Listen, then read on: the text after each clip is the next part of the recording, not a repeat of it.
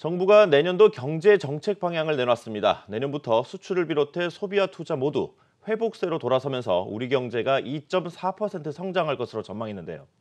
하지만 내년 총선을 앞두고 정부가 단기 부양에 집중하면서 너무 낙관하고 있는 게 아니냐는 지적이 나오고 있습니다. 첫 소식 조윤석 기자입니다.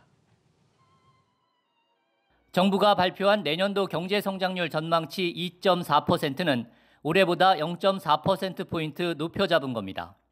올해 경제가 워낙 안 좋았기 때문에 내년엔 반등할 요인이 있다고 내다봤습니다. 미중 무역 갈등이 완화되고 있는 데다 세계 경제와 반도체 업황의 회복으로 투자와 수출을 중심으로 성장세가 개선될 것으로 예상된다는 겁니다. 정부는 세계 경제의 회복 흐름 등 기회 요인을 최대한 활용하여 반드시 내년 경기 반등의 모멘텀을 만들어내고 성장 목표 지점을 달성하고자 노력해 나가겠습니다. 내년 수출은 올해 마이너스 10.6%의 부진에서 벗어나 3% 증가할 것으로 전망했습니다. 경상수지 흑자도 올해보다 15억 달러 늘어날 것으로 예상했습니다. 민간 소비는 현금 복지 확대로 2.1%, 설비 투자는 반도체 업황 호황으로 5.2% 증가할 것으로 예상했지만 건설 투자는 부동산 규제 영향으로 부진한 흐름을 보일 것으로 보입니다. 내년 취업자 증가폭은 25만 명으로 올해보다 3만 명 줄어들 것으로 예상했습니다. 정부는 내년엔 생산 가능 인구가 23만 명 줄어드는 걸 감안하면 고용은 개선 추세라고 설명했습니다. 하지만 지나치게 낙관적인 전망이 아니냐는 지적도 나옵니다. 국제기구인 IMF, OECD는 물론 한국은행과 KDI 전망치에 비해 정부의 전망치가 너무 높다는 겁니다. 정부가 소득주도 성장에 정책적 의지를 담아 성장률 목표를 높게 잡았다가 올해 하향 조정을 반복한 것도 신뢰도를 떨어뜨리는 요인입니다. 내년엔 조금 나아진다는 정부 전망대로 된다고 해도 여전히 잠재 성장률에 못 미친다는 점에서 경기 회복을 낙관하기는 이르다는 게 전문가들의 지적입니다. 정부는 이제 지원을 좀 하면서 뒤로 빠지고 민간 투자 활성화와 규제 완화 같은 거를 더 많이 시도를 하면서 혁신 성장의 무게를 둬야만이 가능하지. 정부는 일자리, 사회간접자본, 현금성 복지 등을 중심으로 역대 최대인 전체 예산의 62%를 상반기에 집행하는 한편 투자 활성화에 총력을 기울여 경기 반등의 모멘텀을 마련하겠다고 밝혔습니다. 한국경제TV 조현석입니다. 이번 발표에서 특이한 점은 예년과 달리 소득주도 성장 정책이 우선순위에서 뒤로 밀려 있다는 점입니다. 투자와 소비 확대를 위해 친기업, 친시장 의지가 담겼다는 해석입니다. 박준식 기자의 보도입니다. 정부가 2020년 경제정책 방향에서 친기업, 친시장 의지를 분명히 했습니다. 물론 정부는 기존의 정책, 즉 소득주도 성장과 공정경쟁 기조를 포기한 것은 아니라는 입장. 정책 기조는 소득주도 성장이나 공정경쟁, 혁신성장 변화가 없습니다. 안착이 돼 있기 때문에 프로그램들이 그대로 가는 거고요. 대통령도 주 52시간제와 최저임금 인상 등 지금까지의 정책은 옳은 방향이라고 밝혔지만 미세 조정은 불가피해 보입니다. 당장 생산 인프라와 시장 활성화에 투자를 늘리겠다는 계획을 전면에 내세운 것은 정책 변화의 분명한 시그널입니다. 이전까지 일자리와 소득 증대 그리고 공정경제를 정책 1순위로 제시한 것과는 비교되는 것입니다. 지방의 석유화학 공장을 비롯해 100조 원의 투자를 약속한 것은 소주성보다는 투자가 먼저임을 인정한 것입니다. 국민의 안전을 위해서라지만 SOC에 23조 원 이상을 투자하고 자동차 개소세 인하와 입국장의 면세점 확대 등 적극적인 소비 확대 대책도 이어졌습니다. 국민의 소득을 끌어올리는 게 먼저라는 기존의 정책에서 한 발 물러선 것입니다. 일자리 정책에 있어서도 기업과 현장의 목소리를 반영한 후속 대책이 이어질 전망입니다. 기존의 정책에 변함이 없다고 강조했지만 기업과 국민들의 기울어진 민심을 되돌리기 위한 정부의 노력은 내년에도 계속될 것으로 보입니다. 한국경제TV 박준식입니다. 이런 가운데 문재인 대통령이 확대 경제장관 회의를 주재하는 등 직접 경제 챙기기에 나섰습니다. 문 대통령은 내년은 정책 성과를 거둬야 할 때라고 강조하며 보완책 마련을 주문했습니다. 정원우 기자입니다. 1년 만에 확대 경제 장관 회의를 주재한 문재인 대통령은 소득주도 성장이라는 말을 쓰지는 않았습니다. 하지만 최저임금 인상 등 그동안 경제정책 기조를 유지할 뜻은 내비쳤습니다. 최저임금 인상과 주 52시간 노동은 우리 사회가 반드시 가야 할 길입니다. 우리 경제의 현실과 목표가 조화를 이룰 수 있도록 보완 방안을 마련해 가면서 국민들과 함께 안착시켜야 할 것입니다. 최근 벤처 투자 확대, 소득 분배와 고용 지표 개선에는 긍정적인 의미를 부여했습니다.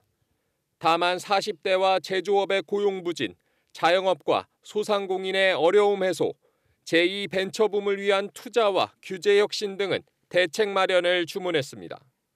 정책 방향에 무게를 더하면서도 부족한 부분에 대한 보완을 언급한 겁니다. 근본적인 체질 개선은 성과가 나타나는데 시간이 걸릴 수밖에 없습니다. 그러나 옳은 방향으로 가고 있다는 믿음을 국민들께 드릴 수 있어야 합니다. 문 대통령은 역대 최고의 국가 신용 등급, 양호한 재정 건전성, 외국인 투자 확대 등 경제 체력이 견고하다는 점도 강조했습니다. 또 역대 최대 규모의 예산 편성을 언급하며 성과 창출을 당부했습니다. 최근 강도 높은 부동산 대책을 내놓은 데 이어 경제 총리로 꼽히는 정세균 총리 지명까지 경제와 민생에 좀 더 주력하는 모습입니다. 함께 잘 사는 경제라는 이상적인 슬로건을 내걸고도 그동안 현실 적용에서 논란은 적지 않았습니다.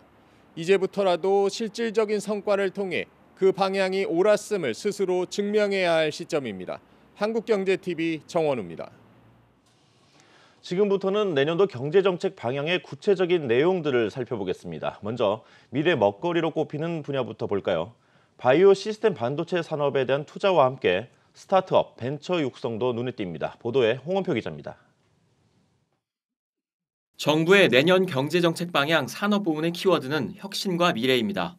우리나라 경제 성장이 점차 정체되고 있는 상황에서 새로운 먹거리를 발굴하겠다는 의지가 엿보입니다.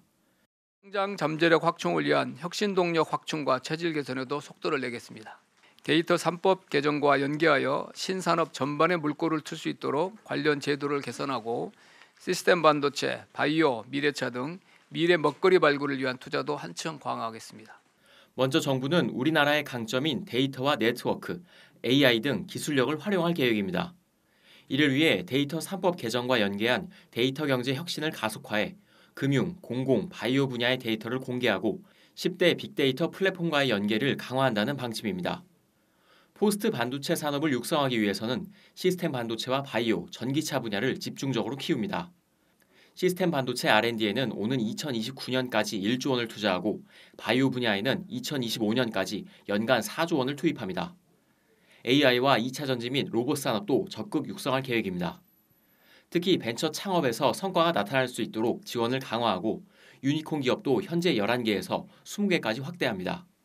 뿐만 아니라 소상공인과 지역 상권을 살리기 위해 온라인 시장을 활성화하고 전통시장 상품권도 확대 발행하기로 했습니다. 한국경제TV 홍원표입니다. 공공 민간 할 것 없이 사회 간접 자본, SOC 투자를 늘린 점도 눈에 띕니다. 사실상 건설 투자 확대와 달라 보이지 않는데 경기 부양을 위한 불가피한 조치겠지요. 계속해서 이주비 기자입니다. 정부가 내년 사회간접자본 SOC에 투자하기로 한 예산은 23조 2천억 원. 올해보다 18% 가까이 늘어난 규모입니다. SOC 예산 확대는 건설 투자 조정이 지속되면서 고용과 성장 경로에 제약이 될 수 있다는 판단에 따른 겁니다. 우선 정부는 주택 공급 확대로 건설 경기 활성화를 뒷받침한다는 계획입니다. 수도권 30만 호 공급 계획과 주거복지 로드맵 등 기존에 발표한 공급 방안 일정을 최대한 앞당겨서 관리하기로 했습니다. 광역교통망 확충에 배정된 6조 원도 최대한 빠르게 집행한다는 방침입니다. 특히 수도권 광역급행철도 GTX B노선과 C노선의 경우 당초 계획보다 각각 1년 앞서 착공할 수 있도록 목표를 앞당겼습니다. 제2순환망 등 간선도로 미착공 구간도 신속히 착공하고 예타 중인 사업도 기간을 1년가량 앞당기기로 했습니다. 아울러 정부는 생활 SOC 분야에 10조 5천억 원을 투자합니다. 비용이 많이 들어가는 생활 SOC 사업의 경우 캠코 등을 통한 공공 위탁 개발을 접목해 재정 여건이 취약한 지자체를 적극 지원한다는 방침입니다. 노후 SOC 개선에도 총 5조 5천억 원을 들여 노후 철도시설과 상하수도 등을 정비하기로 했습니다. 노후 주거지와 쇠퇴한 구도심의 경쟁력 강화 등을 위한 도시재생에는 총 1조 7천억 원을 투자합니다. 유휴 국유지 발굴 등을 통해 도시재생 뉴딜에 향후 3년간 5조 원 이상 투자하기로 했습니다. 이와 함께 정부는 건설업계 부담을 줄이기 위해 각종 수수료 완화와 제도 보완 등을 추진한다는 방침입니다. 한국경제TV 이주비입니다.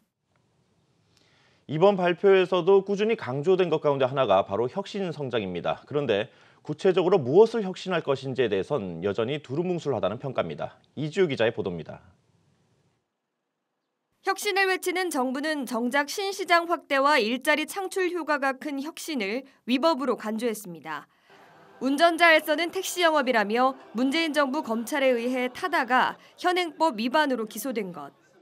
오늘 정부가 발표한 2020년 경제정책 방향 역시 혁신에서 시작해 혁신으로 끝나지만 현장에서는 근본적인 과제는 제대로 건드리지 못한 요란한 구호에 지나지 않는다고 말합니다.